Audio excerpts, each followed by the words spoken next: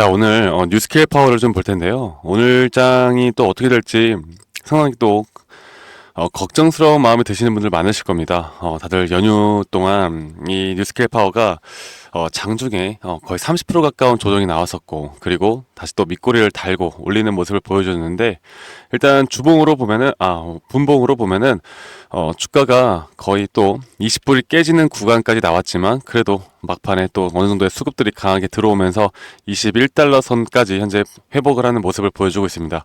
자, 주가가 하락을 한 이유가 뭐였습니까? 여러분들, 주가가 이렇게 하락한 이유가 뭐였어요?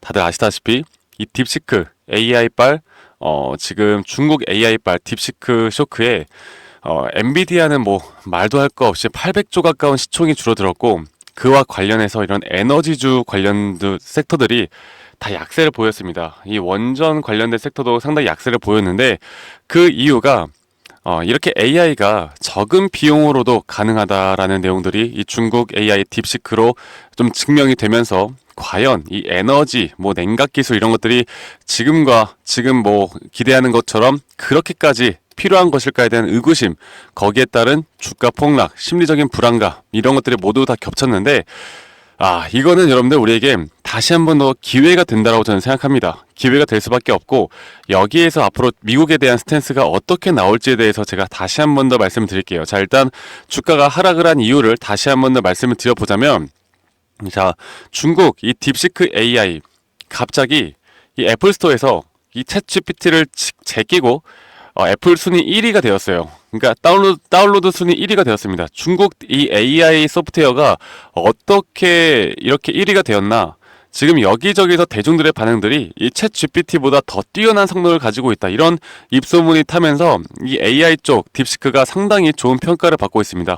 자, 그러다 보니까 훨씬 더 저렴한 비용으로 이 빅테크 최근 인공지능 모델의 성능을 똑같이 내고 있다라고 하면, 특히나 이 엔비디아의 이 H100 혹은 H800 이렇게 두 종류의 칩이 있는데, 이 H100이 최근에 최고성능 그리고 가격도 비싼 칩이고, H800 같은 거는 아주 구모델이라고 생각하시면 돼요. 그런데 여기서 중국 측에서 발표하는 건, 우리는 H800 예전에 그 칩 모델로도 지금 현재와 같은 AI 기술을 구현해냈다, 이런 내용들이 나오다 보니까, 자, 그러면 굳이 좋은 반도체가 없어도 되는 거 아닌가? 지금까지 빅테크에 대한 투자는 불필요한 비용 낭비가 되는 게 아닌가라는 의구심과 여기에 대한 공포, 그 우려감에 주가가 폭락이 나온 거겠죠. 자, 그러면 중국에서 지금 이런 딥시크와 또 킴이라는 또 어플이 있습니다. 그것도 지금 상당히 열풍을 보여주고 있는데, 자, 우리가 지금부터 생각을 해야 되는 건, 그러면 과연 미국이 앞으로 어떤 스탠스를 보여줄 것일까? 두 가지가 있을 텐데, 그냥 중국처럼 우리도 값싼 반도체를 써서 인공지능을 만들어야 할 것인가? 아니면 중국이 앞으로 인공지능이라는 단어를 꺼내지도 못하게 그냥 압도적으로 기술력을 압도적으로 더 투자를 해서 이 압도적인 힘으로 AI가 뭔지를 보여줄 것인가? 이 두 가지 스탠스가 분명히 있을 텐데, 저는 미국은 무조건 후자라고 생각합니다. 자, 미국과 같이 자존심이 센 나라도 없고요. 그리고 중국에 밀리는 건 절대 용납하지 않을 것입니다. 그만큼 이런 우려스러운 점들은 앞으로 오히려 더 미국에게 돈을 쓰는 그런 촉발제가 되지 않을까, 네, 그렇게 보고 있고, 그래서 지금 뭐 이 중국 딥시크가 결국에 이 첨단 칩을 안 가지고 예전 구형 모델로 이렇게 구현해냈다, 이런 내용들이 나왔는데, 이것 또한 지금 어떻게 보면 루머다, 이런 내용들이 나오고 있어요. 그러니까 미국 수출 통제를 우회를 해서 구입했을 가능성도 제기가 되고 있는 만큼, 이 에너지 쪽의 흐름은 단기적으로 이런 내용들이 나옴에 따라 조정이 나오기는 했지만, 분명 여기에 대한 지금 섹터에 대한 관심도는 계속 높아질 수밖에 없을 겁니다.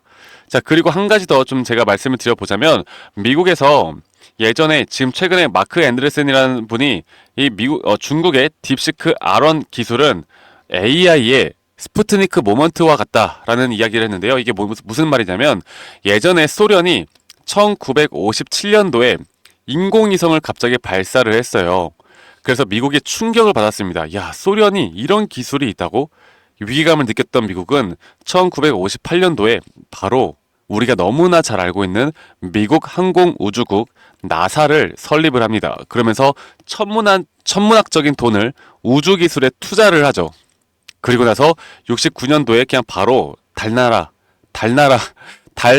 가서 달에 가서 바로 또 착륙을 하는 엄청난 기술력, 그리고 그 이후에 이런 실력 차이와 압도적인 이런 기술 차이를 보여주면서 현재까지도 우주 기술에서는 뭐다? 전 세계 1위를 계속 유지를 하고 있다. 자, 그런데 이번에도 만약 그런 역사가 반복된다라고 하면 이 AI 쪽으로 국가적인 차원에서도 달려들 가능성이 분명히 있고, 이런 나사와 같은 비슷한 인공지능 조직이 또 생길 수도 있는 가능성이 있습니다. 자, 이런 부분들이 분명 재료의 관심도를 계속해서 이끌어낼 것이고, 그리고 또 지금 인공지능 업계에서의 반응은 무조건 더 투자를 해야 된다. 절대 질 수가 없다. 중국에 질 수 없다. 그리고 너무 지금까지 규제에 갇혀 있었는데 이런 규제를 풀고 앞으로 예산을 더 늘릴 수밖에 없다라는 기조가 나오고 있습니다. 그만큼 이렇게 최근에 뭐 이 SMR뿐만 아니라 GE 베르노바, 버티볼딩스, 그리고 파월 인더스트리스, 이턴 코퍼레이션, 허벨, 비스타 에너지, 트렌 테크놀로지, 이렇게 에너지 혹은 냉각주 관련 섹터들이 다 20% 가까이 하락이 나왔는데, 지금 좀 전에 보여드렸던 것처럼 다들 밑꼬리를 달고 다시 한번 주가가 상승세로 돌아서고 있다는 건, 여기에서 이런 내용들이 또다시 조정이 또 올 수도 있겠죠. 그런데 지금 중요한 거는 여기에서 추가적인 조정이 올 수도 있다는 걸 일단 인지를 하는 게 중요합니다.